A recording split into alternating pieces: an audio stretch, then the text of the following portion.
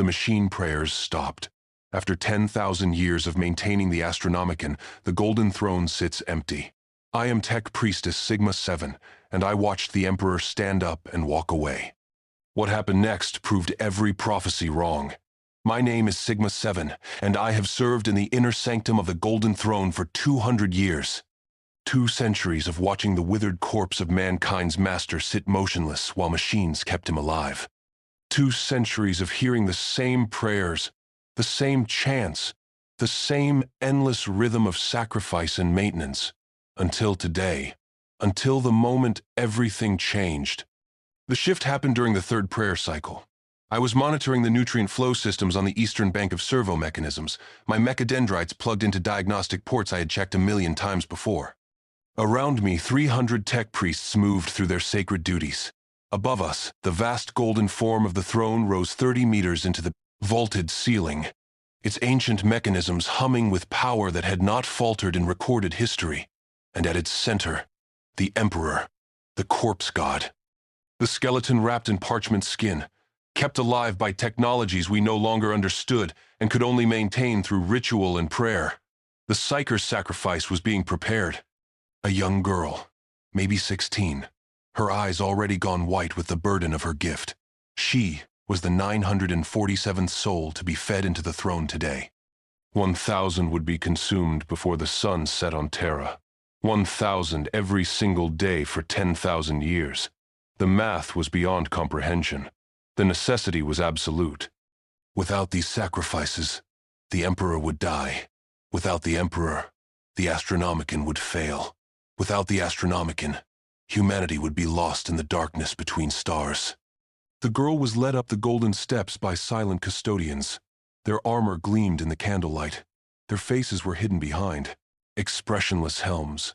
They had done this duty 1,000,000,000 times. There was no ceremony, no words of comfort, just the mechanical process of feeding another soul into the throne's hungering mechanisms. That was when the humming stopped. Not a sudden silence, not a dramatic failure, just a gradual fading, like a note held too long, finally running out of breath. I noticed it first because my diagnostic system showed a power fluctuation. Nothing alarming, 0.03% variation, within acceptable parameters, but wrong. In 200 years, I had never seen the power fluctuate at all.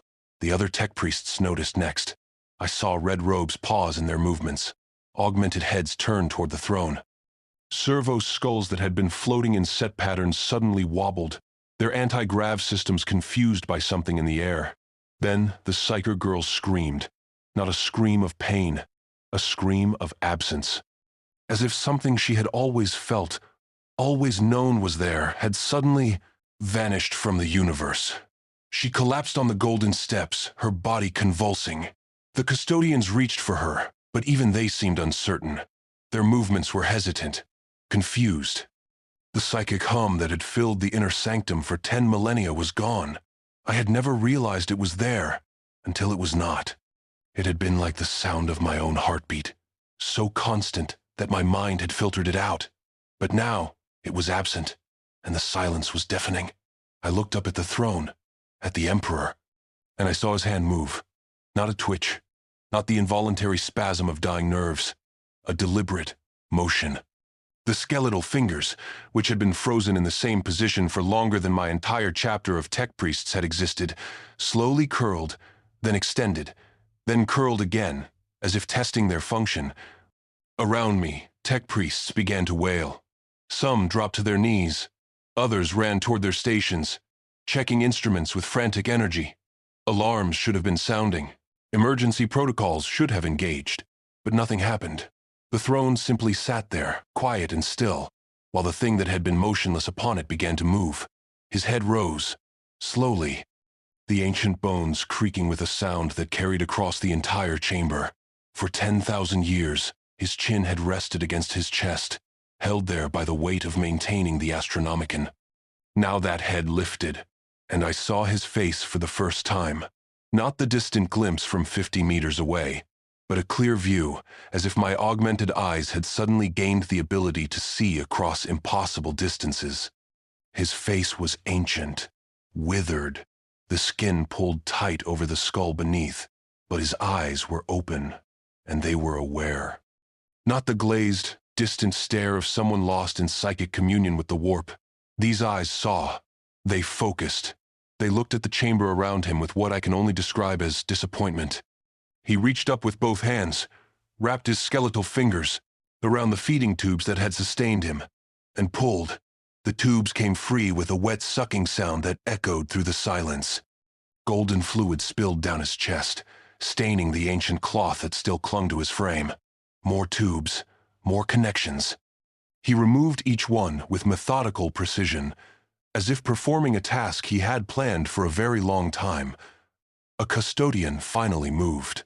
Shield Captain Valoris stepped forward, his guardian spear raised not in threat but in question. "My lord," the words came through the Vox system, amplified across the chamber. "We are here to serve. What is your command?" The Emperor looked at him, and for the first time in 10,000 years, he spoke. "I am leaving."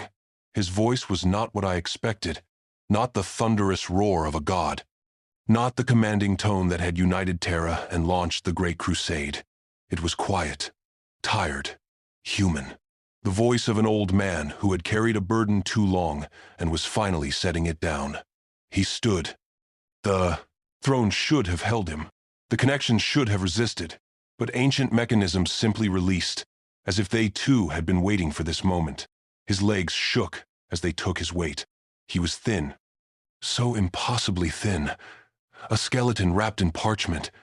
But he stood. The custodians did not know what to do. I could see their confusion in every rigid line of their golden armor. They had been created to protect him, to guard him, to die for him if necessary. But what were they supposed to do when he simply stood up and walked away? He took his first step, then another. Each footfall steadier than the last, as if his body was remembering how to perform this basic function. He walked down the golden steps, past the collapsed psyker girl, past the custodians who parted before him like water before a ship's prow. That was when I noticed what was happening to the technology around him. My own augmetics began to itch, a sensation I had not felt since before my conversion to the Mechanicus. I looked down at my hand and saw my mechadendrites twitching, their movements no longer under my control. Around the chamber, servo skulls were falling from the air, not crashing, just gently descending as if their machine spirits had simply given up. Tech priests with extensive augmentation were crying out, clutching at their bionics as systems failed. He was doing something. His mere presence was affecting the technology, not destroying it through malice but rejecting it, purging it from his vicinity as if the very concept of the machine offended him. I pulled my mechadendrites free from the diagnostic port and backed away. My enhanced vision was flickering. My respiratory augmetics were struggling. Parts of me that had been machine for 200 years suddenly remembered they had once been flesh. The Emperor continued walking. He did not acknowledge the tech priests who prostrated themselves in his path, did not respond to the custodians who followed at a respectful distance, still uncertain whether they should stop him or escort him.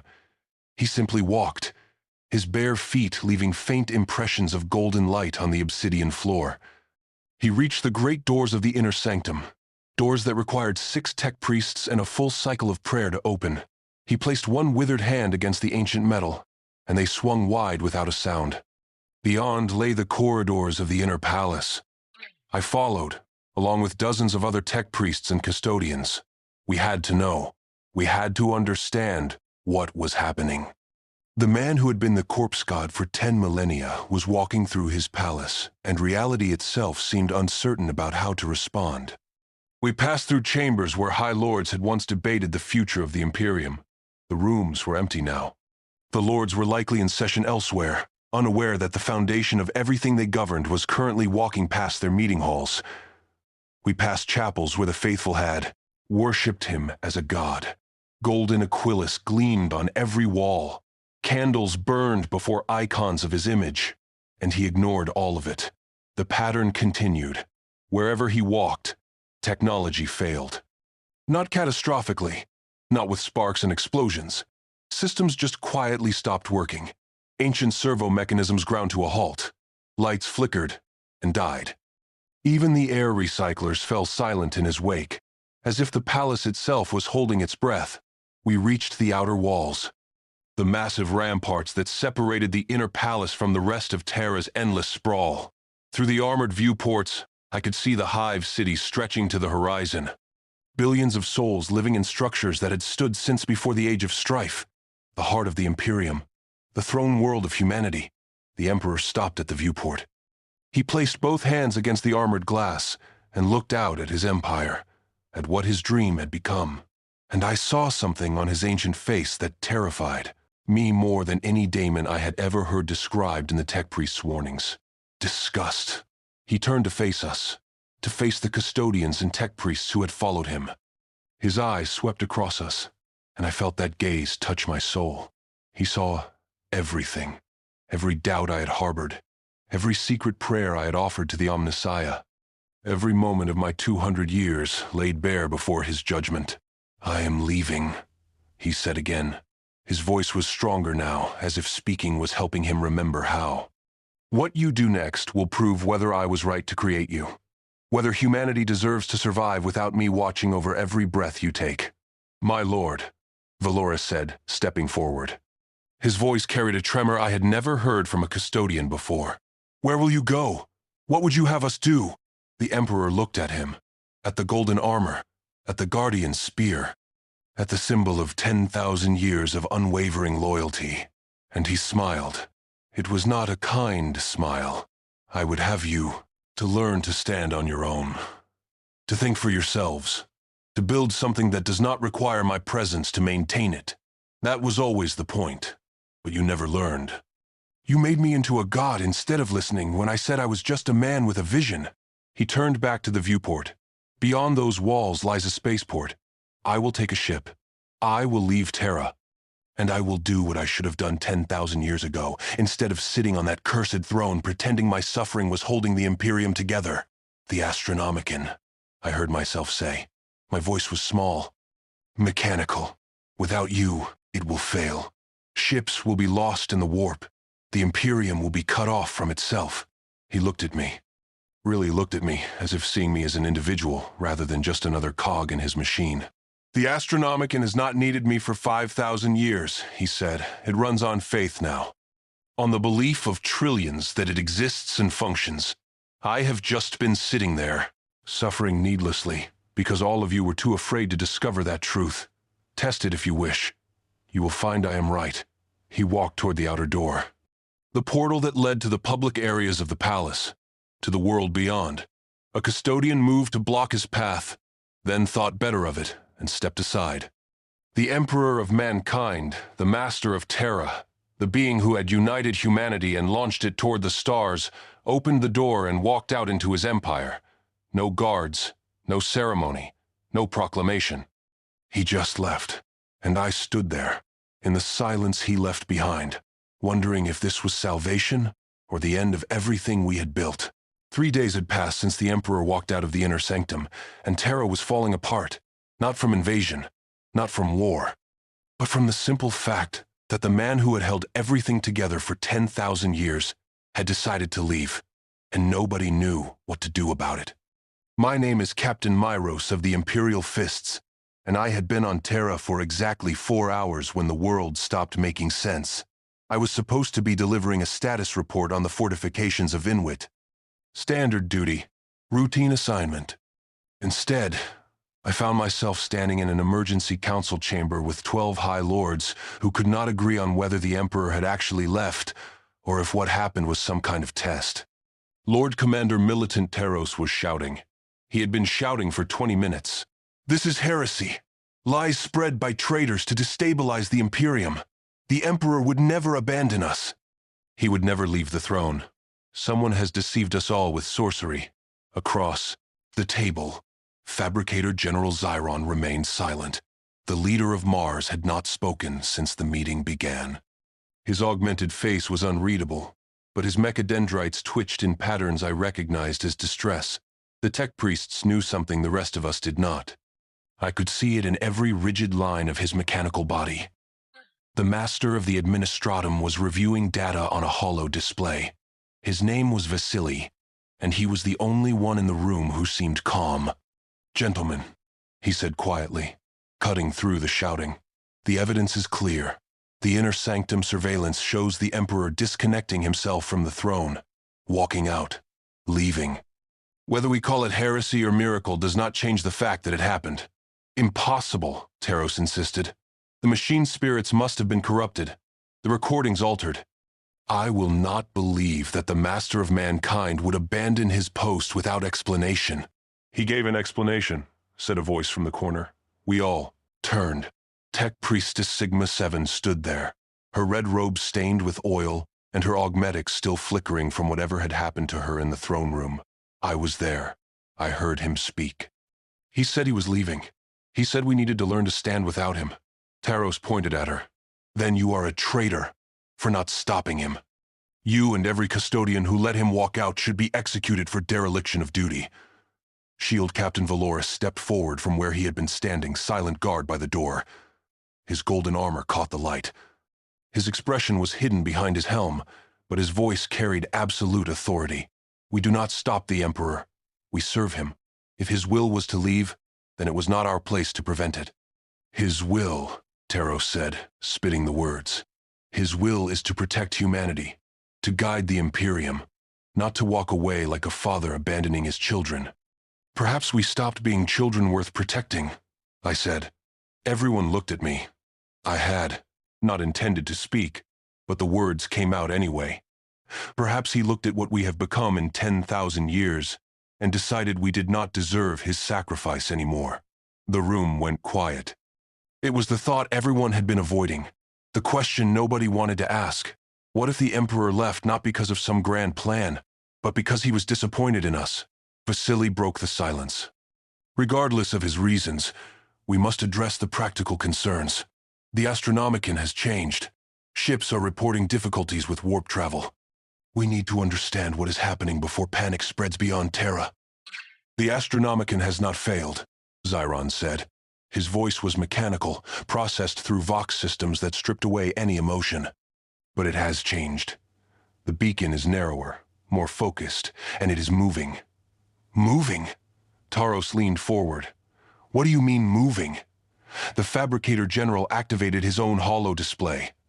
A representation of the galaxy appeared above the table. At its center, Terra glowed with golden light. But the light was not steady. It pulsed, and with each pulse, it shifted slightly, as if searching for something. "The Astronomicon is tracking him. Wherever the Emperor went, the beacon is trying to follow." "Can you stop it?" Vasily asked. "Why would we want to?" Zyron turned his augmented eyes toward the master of the Administratum. "If the beacon is following the Emperor, then it is doing exactly what it was designed to do. Guide humanity toward him. But ships cannot navigate if the beacon keeps moving," Taros protested. "The entire Imperium depends on stable warp travel. If navigators cannot find their way, worlds will be cut off. Supply lines will collapse. We will fracture into 1,000 isolated systems." "Then perhaps," Sigma 7 said quietly, "that is what he wants. Perhaps he wants us to learn to navigate without depending on a single point of light to guide us." I looked at her. At this tech priestess who had spent 200 years maintaining the throne. She understood something the rest of us did not. The Emperor had not failed to maintain the Astronomicon. He had changed it deliberately. This was not an accident. It was a message. The meeting continued for another 2 hours, but nothing was decided. Half the High Lords wanted to send forces to bring the Emperor back. The other half wanted to pretend nothing had happened and maintain order through denial. In the end, Vasily assigned me to investigate, track his movements, find out where he went. Report back so we can determine our response. I accepted the assignment because someone had to, because the alternative was watching the Imperium tear itself apart through inaction and argument. But as I left the council chamber, I wondered what I would do if I actually found him. Would I ask him to come back? Would I demand an explanation? Or would I simply accept that sometimes even fathers have to let their children fall so they can learn to stand on their own? The trail was not difficult to follow. The Emperor had not tried to hide his path. He had walked through the outer palace, through the public squares where pilgrims gathered by the millions to pray toward the distant throne.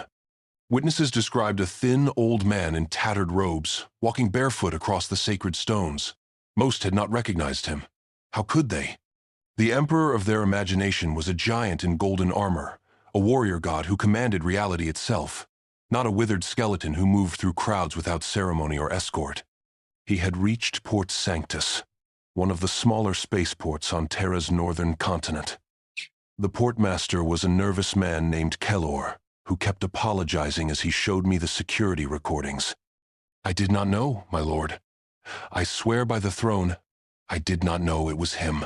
He just asked for passage on an outbound merchant vessel, paid with an old coin I had never seen before. The merchant captain agreed, because the coin was pure gold, and the old man seemed harmless. I watched the recording, saw the emperor, master of mankind, standing in line with common travelers. Saw him board a ship called the Endless Bounty, a rust bucket merchant hauler that transported agricultural supplies to nearby systems. Saw the ship launch without incident and disappear into the warp. Where was the Endless Bounty heading? I asked. Keller checked his manifest. Scython 3, a farming world in the Ultima Segmentum. Standard route. The ship should have arrived 3 days ago, but we have not received confirmation of its arrival. I felt cold. Because I am a space marine, I am not supposed to feel fear, but in that moment, I was afraid. A ship carrying the Emperor had disappeared into the warp. Either it was lost, destroyed by the entities that lurk in that nightmare realm, or something else had happened. Something we could not predict. Find that ship, I told Keller. Contact every port in the sector. Someone must have seen it. Someone must know where it went. It took 6 more hours of investigation, but we found the answer. The Endless Bounty had not gone to Scython III. According to reports from a monitoring station near the Mandeville point, the ship had changed course mid-journey. It had emerged from the warp at the edge of the system, transferred a single passenger to a smaller craft, then continued on its original route as if nothing had happened. The navigator, I said. I need to speak to the navigator who guided that ship. They brought him to me in restraints. His name was Corrigan, and he had been a navigator for 70 years. But the man they carried into the interrogation chamber was not the confident psyker described in his service records. His third eye was wrapped in bloody bandages. His hands shook. His voice cracked when he tried to speak. I looked into his mind, Corrigan whispered. When we entered the warp, I opened my eye to see the Astronomicon, and I saw him instead, not the beacon, not the holy light we have, followed for 10,000 years. I saw the Emperor's true form in the warp, and it broke me. What did you see? I asked, though part of me did not want to know the answer. Corrigan laughed. It was not a sane sound. I saw what he really is, what he has always been. Not a man pretending to be a god, not a god pretending to be a man. Something else, something older than humanity. Something that has guided us since before we learned to make fire. And I saw his pain, Captain. 10,000 years of agony, sitting on that throne, burning himself away one piece at a time to keep the light burning. He spoke to me, told me where he wanted to go, made me promise not to tell anyone. But you are going to tell me, I said quietly. He looked at me with his ruined eyes. His third eye was destroyed, burned out by whatever vision the Emperor had shown him. Am I? Will you force a broken man to betray the only being in the universe who showed him compassion? He thanked me, Captain, the Emperor of mankind, thanked a lowly navigator for giving him passage. Then he told me to forget what I had seen and live out my remaining days in peace.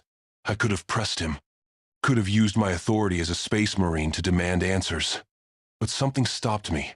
This man had been in the presence of the Emperor, had been thanked by him. Who was I to undo that kindness? Instead, I asked a different question. Did he seem angry, disappointed? What was his mood when you spoke with him? Corrigan was quiet for a long moment. Tired, he said finally. So very tired. Like a man who had been carrying a mountain for so long that he had forgotten what it felt like to stand straight. But there was something else. Purpose. He was not running away, Captain. He was going toward something. Something he believed was more important than maintaining the Imperium. The interrogation ended there. I had Corrigan released to the care of the Medicae. His navigator career was over, but perhaps that was a mercy. At least he would not have to look into the warp again. At least, he would not have to see whatever truth had burned out his eye. As I left the facility, I received word from across the Imperium. Reports were flooding in. Strange occurrences happening on thousands of worlds simultaneously. Living saints, manifesting in the flesh, not as visions but as actual physical beings. On Ophelia the 7th, Saint Celestine had appeared before a crowd of 10,000 pilgrims.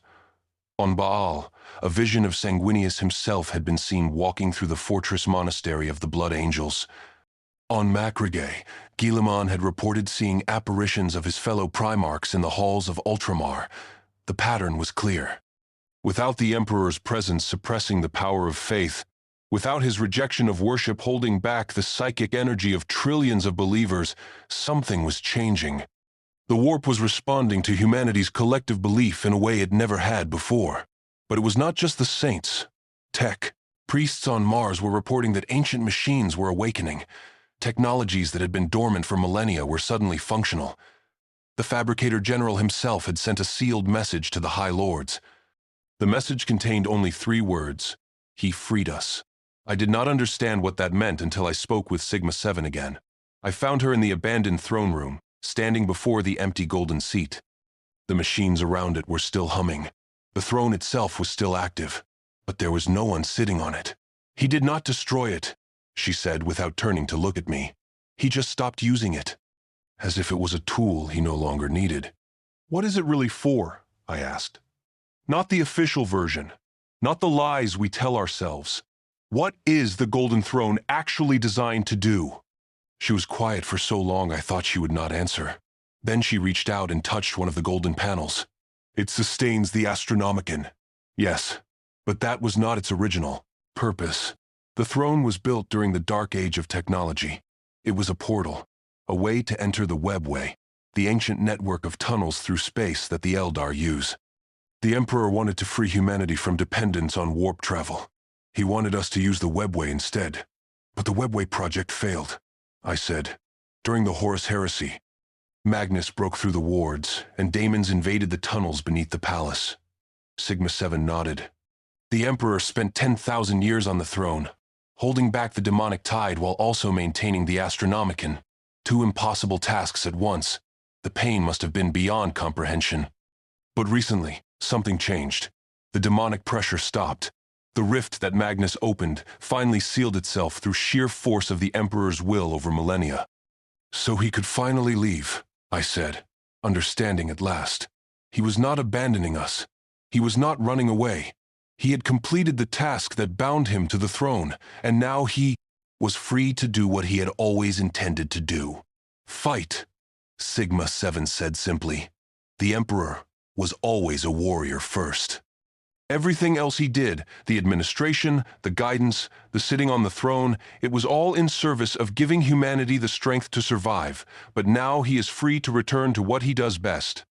I left the throne room with more questions than answers, but at least I had a direction. The Emperor was not hiding. He was not lost. He was somewhere in the galaxy, fighting. And if I could find evidence of where he had been, I could follow his path. The evidence came faster than I expected. Astropathic messages from the Eastern Fringe. Chaos forces in full retreat from sectors they had held for centuries. Daemon worlds going silent. Warp storms dissipating without explanation. And at the center of it all, reports of a golden light moving through the darkness, burning away corruption wherever it touched. He was systematically destroying chaos strongholds. Alone. Without armies. Without support. The Emperor of mankind had become what the Space Marines were supposed to be. A lone warrior moving through the darkness, bringing death to the enemies of humanity. I compiled my findings and sent them to the High Lords. Then I made a decision that would probably end my career and possibly my life. I requested permission to take a strike force and follow the trail. To find the Emperor and offer him the support of the Imperium he had built. The response came back within hours. Permission denied. Return to Terra immediately. Do not pursue this investigation further. But attached to the official denial was a second message. This one was encrypted with codes I did not recognize. When I decrypted it, I found coordinates and a single line of text. If you are worthy of survival, you will follow. The message was signed with a symbol I had only seen in the most ancient texts. The personal seal of the Emperor himself. He had left the message deliberately, hidden, coded in the throne's systems for someone to find, for someone brave enough or foolish enough to follow him into the darkness. He wanted to be found, but only by those willing to make the choice themselves. Only by those who would follow not out of duty or obedience, but out of genuine desire to understand what he was trying to accomplish. I gathered my brothers, 10 of the finest warriors the Imperial fists could offer. I told them the truth. Told them we would be defying direct orders from the High Lords. Told them we might never return. And then I asked who would follow me anyway. All 10 volunteered without hesitation. Because we are Space Marines. Because we were created to serve the Emperor, not the Imperium. And because sometimes duty requires disobedience. Sometimes faith requires questioning. Sometimes the only way to truly serve is to walk away from everything you have been told and find the truth for yourself. We took a ship and headed toward the coordinates, toward the edge of the Imperium, toward whatever the Emperor was doing out there in the darkness. And as we entered the warp, I felt the Astronomican pulse one more time, not guiding us home, but pushing us forward, toward a truth that would change everything we thought we knew about the being we had spent 10,000 years worshipping as a god. The journey took 17 days through the warp, and every moment of it felt wrong. Our navigator, a woman named Thessia who had guided ships for 40 years, kept reporting that the Astronomican was behaving in ways she had never seen before. It pulses, she told me on the 5th day, like a heartbeat, and each pulse points us in a slightly different direction as if it is tracking something moving through the galaxy. I stood on the bridge of our strike cruiser, watching the viewing screens show nothing but the swirling madness of the warp outside our Geller field. My brothers were preparing for combat, running drills and checking weapons, because none of us knew what we would find when we emerged. We were chasing the Emperor of Mankind across the galaxy based on coordinates hidden in an ancient machine and a navigator's vision of his true form in the warp. If this was madness, it was madness we had all chosen willingly. Tech Priestess Sigma 7 had asked to join us at the last moment. She had appeared at the ship just before we launched, her red robes marked with the seal of the Fabricator General himself. "I have authorization," she said, showing me documents that gave her access to any vessel in the Imperium's fleet. "The Fabricator General wants to know what the Emperor freed us from. I am here to find answers." I did not argue. Something told me we would need her knowledge before this journey ended. She spent most of the voyage in the ship's data core, accessing files that had been sealed since the Horus Heresy. When I asked what she was looking for, she simply said the truth about the throne, about what it was really built to do. On the 10th day, she found it. She called me to the data core and showed me schematics that made my enhanced mind struggle to understand. The Golden Throne was never just a life support system, she explained. It was built during the dark age of technology as a control mechanism for the webway. The Emperor wanted to give humanity access to the Eldar's network of tunnels through space, a way to travel without touching the warp at all. "I know this," I said. "The project failed when Magnus broke the wards protecting the tunnels. Daemons invaded, and the Emperor had to sit on the throne to hold them back." Sigma 7 shook her head. "That is what we were told.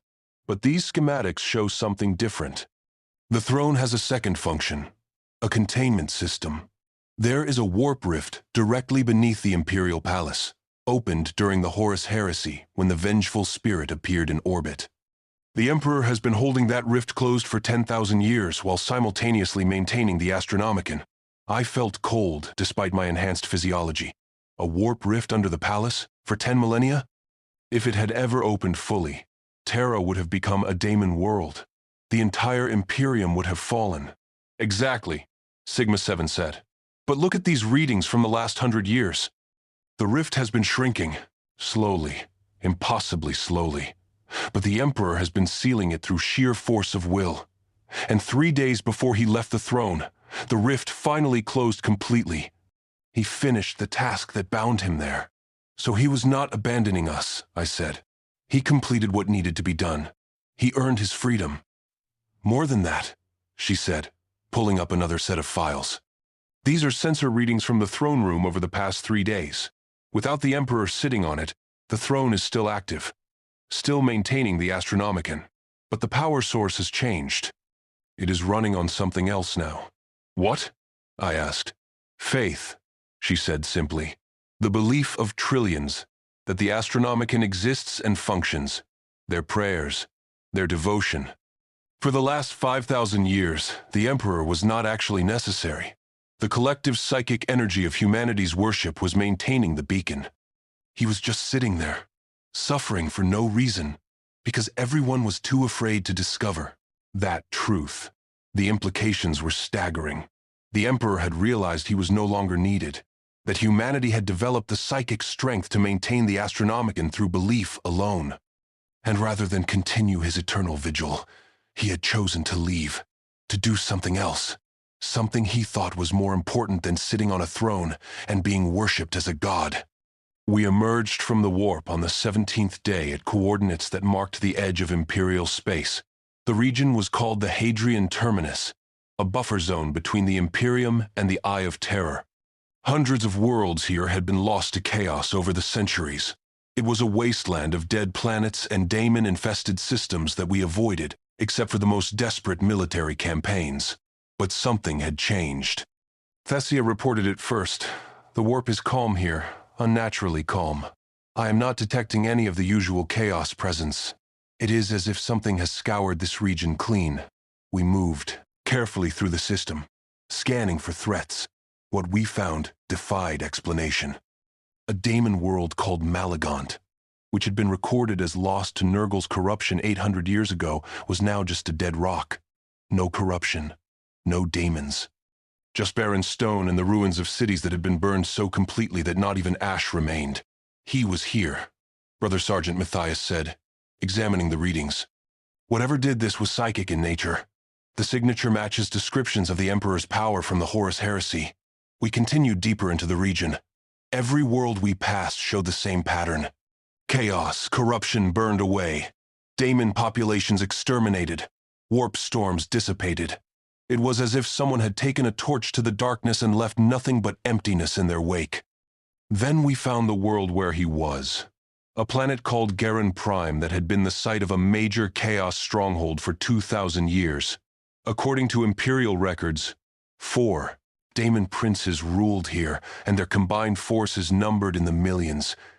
It should have been suicide to approach, but our sensors showed something impossible. The chaos presence was gone. And in its place, we detected a single massive psychic signature at the planet's north pole. "Prepare for descent," I ordered. "Full combat readiness. We have no idea what we are walking into." The landing was unopposed. We touched down on a plateau of black glass that had once been a mountain range. The heat from whatever had melted the rock had faded, but the ground was still warm beneath our boots. In the distance, we could see the ruins of what had been a massive fortress. The walls were slag. The towers had melted into twisted sculptures of fused stone and metal.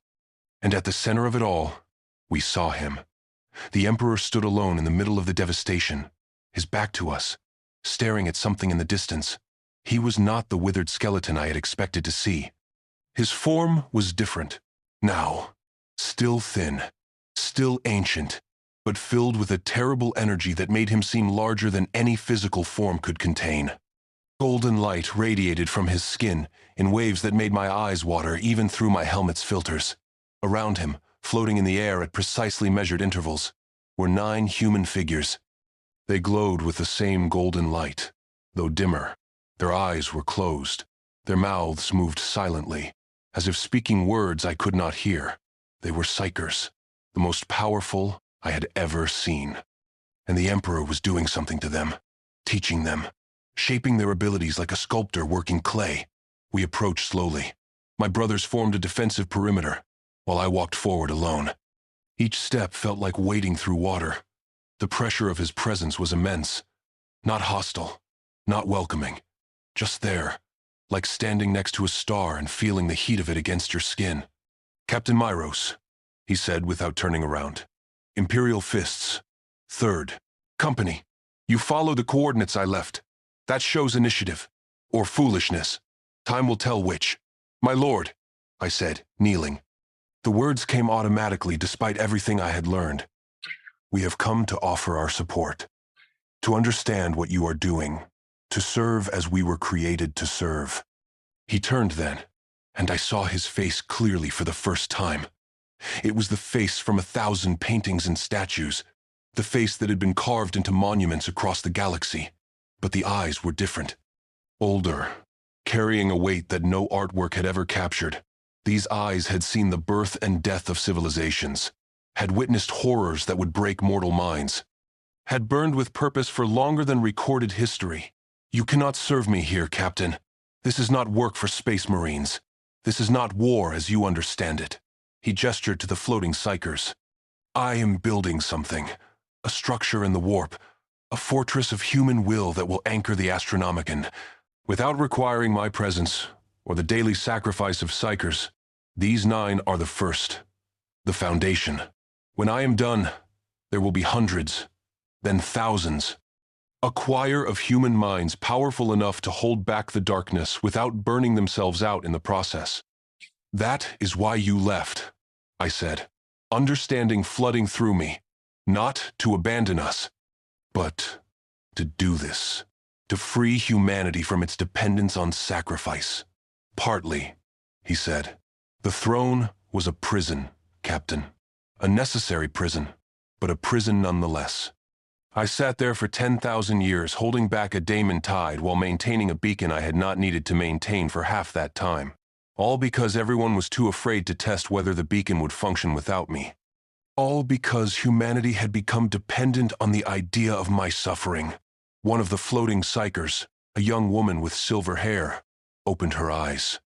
Lord, she said, her voice carrying harmonics that suggested she was speaking on multiple levels of reality at once. The connection is straining. I cannot hold it much longer. The Emperor raised his hand, and golden light flowed from his palm into her body. The woman gasped, her form stabilizing. You can hold it, he said gently. Trust yourself. Trust the others around you. You are not alone in this burden. That was always the point. No single human should have to carry what I carried. But together, humanity can accomplish anything. Sigma 7 had approached during this exchange. She stood beside me, her augmented eyes recording everything. The Fabricator General will want to know, she said. If you are truly freeing us from dependence on the throne, Mars must prepare. We must adapt our rituals, our understanding of the Omnissiah. The Emperor looked at her, and something like amusement crossed his face. The Omnissiah is not what you think it is, Tech Priestess. The machine god you worship is just another face of the same truth humanity has always sought. Order, understanding, the taming of chaos through knowledge. You do not need to worship it. You need to become it. He gestured, and data flowed directly into Sigma 7's augmented mind. I saw her stagger as information poured into her consciousness. Technologies from the Dark Age, designs for machines that could reshape matter at the molecular level. Blueprints for fusion of human and machine that went far beyond anything the Mechanicus had achieved. When it was done, she fell to her knees, her Vox systems speaking in a language I did not recognize. That is the gift I give Mars, the Emperor said. True knowledge, not the corrupted fragments you have been working with for 10 millennia, not the ritual and superstition that replaced understanding, but the actual science of creation. Use it wisely. Do not worship it. Master it. The 9 psychers continued their work, their combined consciousness reaching out through the warp to touch the Astronomicon. I could feel them now that I knew to look for it. 9 points of light adding their strength to the beacon. 9 humans doing together what the Emperor had done alone. It was beautiful in a way that transcended physical beauty. It was the first step toward a future where humanity did not need gods, only the courage to stand together. My lord, I said, finding my voice again, what would you have us do?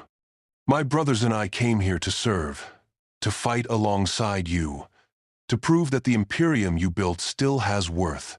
He studied me for a long moment. Then he pointed toward the horizon. Beyond this world, There are 17 more daemon strongholds within this sector. Ancient enemies that have preyed on humanity for millennia. I have been working my way through them systematically, destroying them, scattering their forces, creating a buffer zone where humans can live without constant threat of corruption. If you wish to serve, you can help with that work. We will, I said immediately. My brothers echoed the commitment. We had come to find the Emperor, and we had found purpose instead. Not blind obedience, not worship, but genuine service toward a goal we could understand and support. Then prepare yourselves, he said. The next target is Vorton, a forge world corrupted by the Dark Mechanicum 3,000 years ago. The daemon engines there are powerful and numerous. Even with my help, the battle will be costly. Space Marines will die. Are you willing to pay that price? We were created to pay that price, Brother Matthias said. Death in service to humanity's future is not a cost. It is a privilege. The Emperor smiled then, a genuine smile that transformed his ancient face into something almost young. Good. You understand. That is more than most of your brothers across the galaxy can claim. They serve the Imperium. You serve the idea behind it. That distinction matters more than you know. He turned back to his work with the Psychers. Training continued. The young woman with silver hair was now floating higher, her power growing more, stable with each passing moment. The others showed similar progress. They were learning faster than should have been possible. The Emperor was somehow accelerating their development, burning away their limitations through sheer force of will and knowledge. Sigma 7 approached me while the Emperor was distracted. She had recovered from the data download, though her augmetics still flickered occasionally. Captain, I need to return to Mars. The Fabricator General must see what I have learned.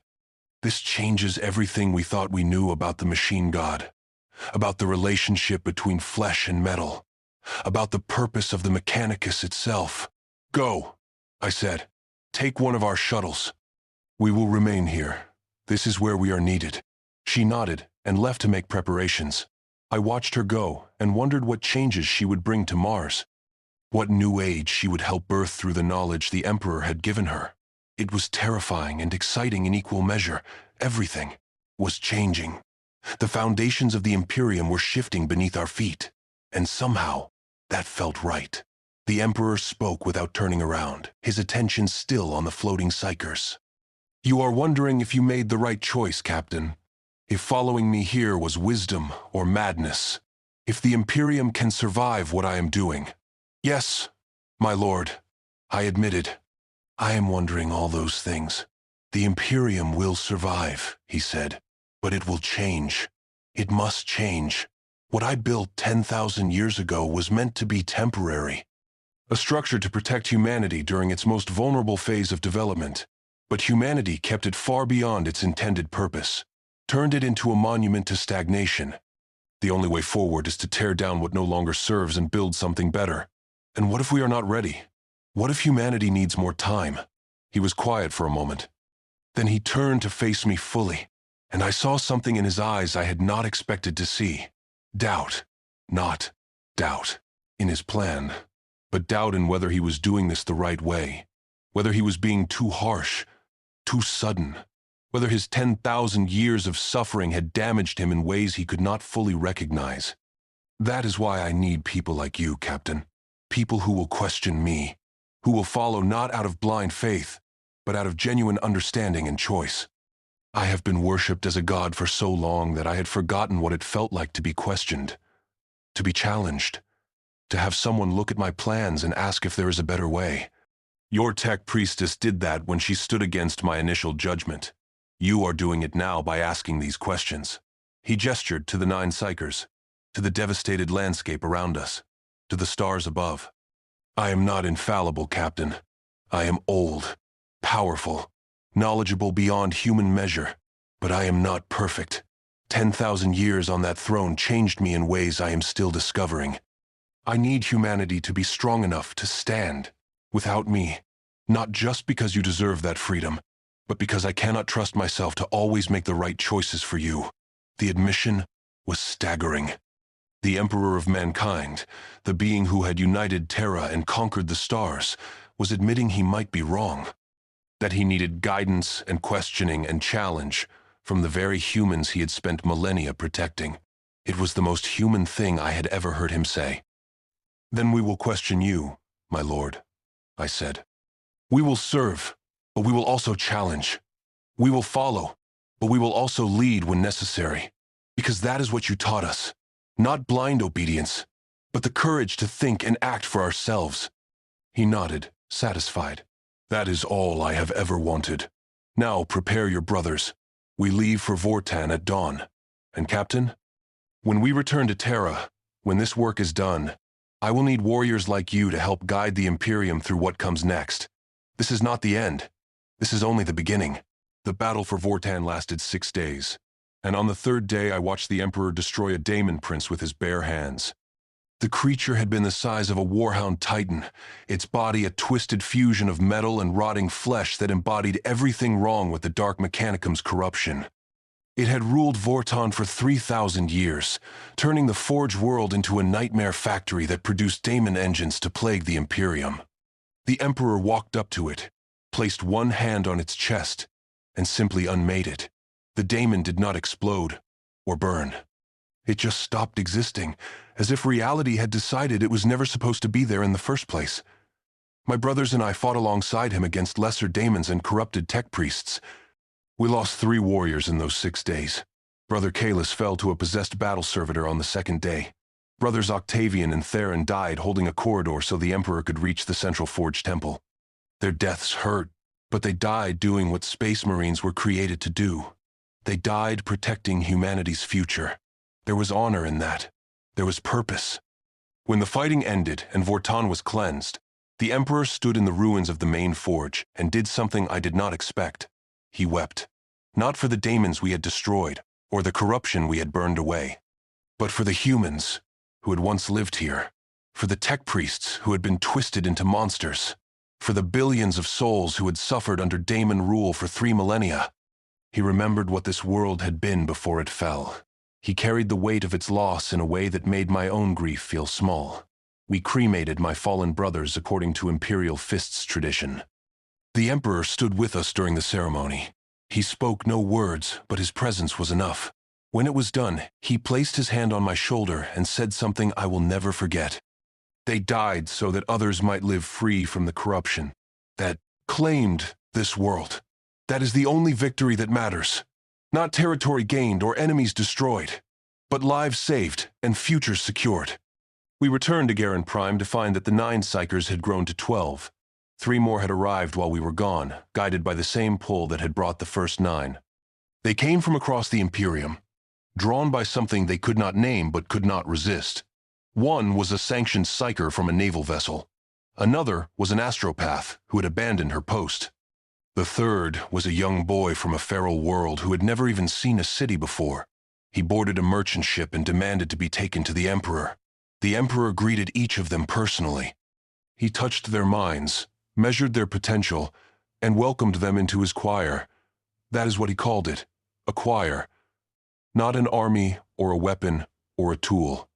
A choir of human voices singing together to create something beautiful, something that would guide humanity through the darkness, without requiring endless sacrifice. Brother Matthias asked the question we were all thinking. "My lord, how long will this take? How many Psychers do you need before the work is complete?" The Emperor considered the question while watching his students practice their connection to the Astronomicon. "Years," he said finally. "Perhaps decades. I need at least 500 to create a stable structure. 1,000 would be better. They must learn to work together perfectly, to trust each other absolutely. One weak link could collapse the entire network and kill them all." "And what of the Imperium while you do this work?" Matthias pressed. "What happens to Terra? To the High Lords? To the structure of governance that has held humanity together for 10 millennia? It adapts or it dies," the Emperor said simply. "I am not returning to the throne. I am not resuming my place as the figurehead they worship. They will have to learn to govern themselves. To make decisions without waiting for a god to tell them what to do. That was always the point. I was never meant to rule forever." He turned to face us fully, his expression serious. "I am going to tell you something I have never told anyone. When I created the Imperium, when I launched the Great Crusade, I had a plan. Unite humanity. Eliminate the threats of alien empires and chaos corruption. Then, step back. Let humans govern themselves. Retire to the role of advisor and teacher rather than emperor and god. The Horus heresy destroyed that plan. His betrayal forced me onto the throne, trapped me there for 10,000 years. But the plan itself was always sound. Humanity does not need an emperor. It needs the space and safety to grow into its full potential. What if they are not ready? I asked. What if removing your presence causes the Imperium to fracture and fall? Then it was never strong enough to survive in the first place, he said, and humanity will have to build something better from the ruins. I am not being cruel, Captain. I am being realistic. If the Imperium cannot stand without me sitting on a throne and being worshipped as a god, then it is already dead. It is just a corpse that has not realized it should fall down. The words were harsh, but I could not argue with the logic. How many times had I seen the Imperium's inefficiency? How many good ideas had died in the bureaucracy of Terra? How many worlds had suffered because the High Lords could not agree on basic policy? The Emperor was right. The Imperium had become a monument to stagnation. Change was necessary, even if that change was painful. On the 15th day after Vortan's liberation, something happened that changed everything. We were training with the Psyker Choir when alarms sounded across our camp. The Auspex arrays were detecting a massive warp presence approaching Garen Prime, something big enough to register from the edge of the system, something moving with purpose and speed toward our location. The Emperor looked up at the sky, and I saw something I had never expected to see on his face. Surprise. They came, he said quietly. I did not think they would, but they came. Who came? I demanded, already ordering my brothers to defensive positions. Terra, he said. The Imperium. Someone made the choice I hoped they would make. The ships emerged from the warp 3 hours later. Not a battle fleet, not an invasion force, but a delegation. 12 vessels of various sizes and classes, flying under flags of truce and bearing the seals of the High Lords of Terra. The lead ship was the Eternal Crusader, the flagship of the Black Templars. Behind it came vessels representing the Ultramarines, Blood Angels, Space Wolves, and 8 other major chapters. This was not an attack. This was a council. They requested permission to land, and the Emperor granted it. We watched as transport craft descended to the plateau of black glass where we had made camp. Hundreds of Space Marines disembarked, along with tech priests, inquisitors, representatives of the ecclesiarchy, and members of the administratum. At the center of it all walked High Marshal Helbrecht of the Black Templars and Chapter Master Calgar of the Ultramarines. 2 of the most powerful warriors in the Imperium, come to speak with the Emperor who had abandoned them. The Emperor walked forward to meet them. He was not wearing armor. He carried no weapons. He was just an old man in simple robes, facing the combined might of the Imperium's military elite. But nobody attacked. Nobody even raised a weapon. They had come to talk, not to fight. Helbrecht spoke first. His voice was amplified by his armor's Vox systems carrying across the plateau. My Lord Emperor, we come bearing a message from Terra, from the High Lords and the assembled leadership of the Imperium. They have sent us to ask 3 questions. The first, why did you leave? The second, what are you doing out here? The third, will you return? The Emperor looked at the assembled warriors and officials, at the hundreds of faces watching him with expressions ranging from devotion to anger to confusion. He took a deep breath, and when he spoke, his voice carried to every ear without need of amplification. I left because my task on the throne was complete. The warp rift beneath the Imperial Palace is sealed. The Astronomicon no longer requires my direct presence to function. I was suffering for no reason except that everyone was too afraid to test whether I was still needed. I chose freedom over endless agony. That is why I left. He gestured to the floating psychers practicing their connection behind him. I am building a replacement for the throne. A choir of human psychers, powerful enough to maintain the Astronomicon collectively, without requiring daily sacrifices or a single individual to bear the burden alone. When I am done, humanity will be free from its dependence on both the throne and on me. That is what I am doing out here." He paused, letting the weight of those answers settle over the gathered crowd. "As for whether I will return, the answer is conditional. I will return to Terra when humanity no longer needs me to. When you have proven you can govern yourselves without a god watching over every decision, when you have built something that can stand on its own strength rather than my presence.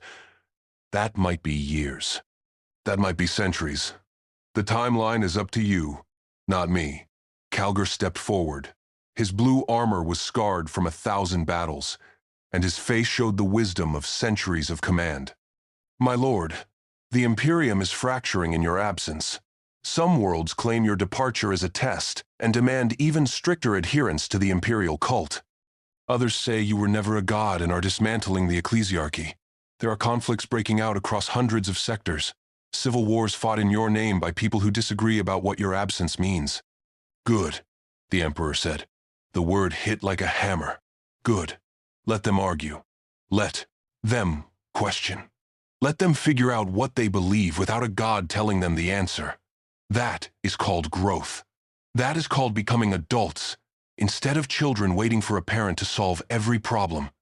You would let humans die in civil wars rather than return and restore order?" An Inquisitor pushed forward, her face twisted with anger. "You would watch the Imperium burn rather than take your rightful place?" The Emperor's expression hardened. "The Imperium has been burning for 10,000 years, burning through human lives at a rate that would horrify you if you actually calculated it. Burning through psychers, burning through worlds, burning through the future to preserve a present built on suffering and ignorance. I am not letting anything burn. I am refusing to keep throwing water on a fire that needs to burn itself out so something better can grow from the ashes." He raised his hand, and suddenly everyone present could see what he saw.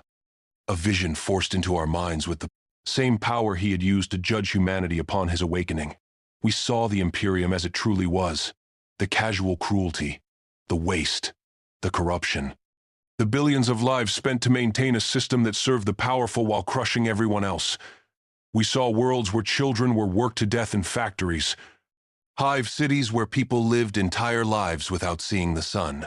Forge worlds where human beings were converted into servitors for the smallest infractions. We saw an empire built on the bones of its own people, sustained by suffering, justified by survival. When the vision ended, many of the gathered officials were on their knees, weeping. Some Space Marines had removed their helmets and were staring at nothing, their faces blank with shock. Even Helbrecht and Calgar looked shaken, though they remained standing. "That is what I refuse to save," the Emperor said quietly. "That is the Imperium you want me to return to and validate with my presence. I love humanity. I have always loved humanity. But I will not enable its self-destruction by pretending that this system is worth preserving. It is not. It must change or die. And I will not lift a finger to prevent that death if change is impossible." "Then help us change it," Calgar said. His voice was steady despite the horror he had just witnessed. "Return to Terra. Guide the transformation. You have the power and authority to reshape the Imperium into what it should be. Why force us to do it alone?" "Because you need to prove you can," the Emperor said. "Every time I have intervened directly in human affairs, humanity has become dependent on my intervention. Every time I have solved a problem, humans have stopped learning to solve problems themselves. The Great Crusade was supposed to be temporary. I was supposed to guide humanity to independence and then step back. Instead, I became a crutch, a god to pray to instead of a leader to learn from. I will not make that mistake again." He looked at each of the assembled leaders in turn. "I am not abandoning you. I am in the galaxy. I am fighting chaos and building tools for humanity's future. But I am not returning to the throne. I am not resuming the role of Emperor and God. If you want my help, you can have it. I will advise. I will teach. I will fight alongside you when needed. But I will not rule. That is your responsibility now. Yours and every other human who has the courage to step forward and lead." Sister Silence, the representative of the ecclesiarchy, finally spoke. Her voice was shaking but determined. "If you are not a god, why do miracles happen in your name? Why do saints manifest with your power?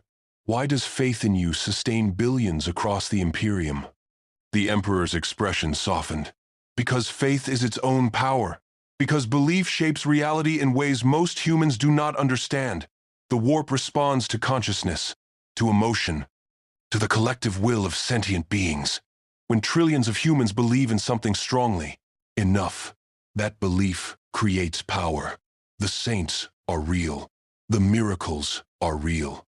But they are not powered by me. They are powered by you, by humanity's collective faith, given form. I never wanted to be worshipped. But since you insisted on worshipping anyway, at least that worship is now doing something useful. He gestured to the Psyker choir. That is what I am teaching them to harness. Not worship directed at me, but the collective psychic potential of humanity itself. A power source that does not require sacrifice or suffering. Just training. Just understanding. Just the courage to reach out and touch the potential that has always existed within the human species. The debate continued for 3 more hours. Questions were asked and answered. Arguments were made and countered. In the end, a compromise was reached. The Emperor would maintain contact with Terra through regular communication. He would send advisors and teachers back to help guide the transition to whatever the Imperium was becoming. He would provide military support against major chaos incursions, but he would not return to the throne. He would not resume direct rule. He would not validate the imperial cult or the worship of himself as a god. Some of the delegation accepted this immediately. Others left angry, convinced the Emperor had betrayed them. But most were simply confused, uncertain, trying to process a universe where the foundations of their beliefs had been shaken to the core. When the ships finally departed, taking with them 2 of the trained psychers who would help establish the choir structure on Terra, the Emperor sat down heavily on a boulder. He looked tired in a way I had never seen before.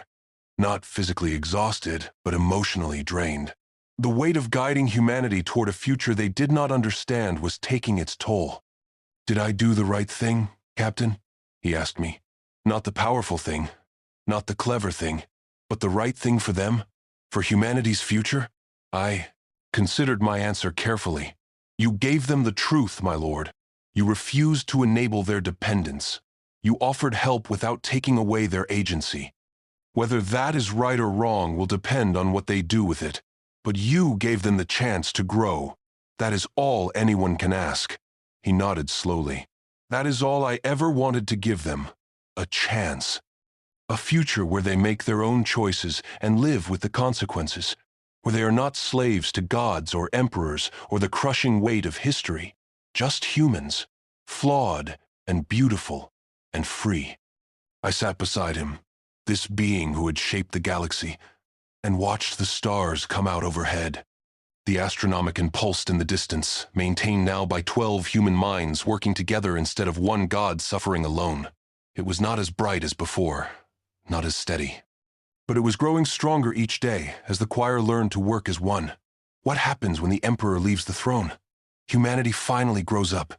Not quickly, not easily, but genuinely. And in the centuries to come, whether the Imperium survived or fell and was replaced by something better, humans would at least have the chance to determine their own fate. That was all the Emperor had ever wanted for them. That was all he had ever fought to give them. Freedom. True freedom. Even if that freedom came with the terrifying responsibility of deciding what to do with it. The work continued. More psychers arrived each week. The choir grew stronger. Chaos strongholds fell one by one, and on Terra, the Imperium began the slow, painful process of transformation. Some worlds embraced the change. Others resisted violently. Civil wars erupted. Alliances formed and broke. The galaxy was in flux. But for the first time in 10,000 years, that flux was driven by human choice rather than the will of a single being holding everything together through suffering. I remained with the Emperor, along with my surviving brothers. We fought when needed, trained when not, and watched as the future slowly took shape, according to a design that no one could fully predict. It was beautiful. It was terrifying. It was human. and I would not have traded my place in it for anything the old Imperium could have offered. This was purpose. This was service. This was what it meant to be truly loyal to humanity's potential rather than its past. What happens when the Emperor leaves the throne? Everything changes. Nothing is certain. The future lies unwritten. But for the first time in 10 millennia, that future belongs to humanity itself. And that, more than any empire or throne or god, is worth fighting for.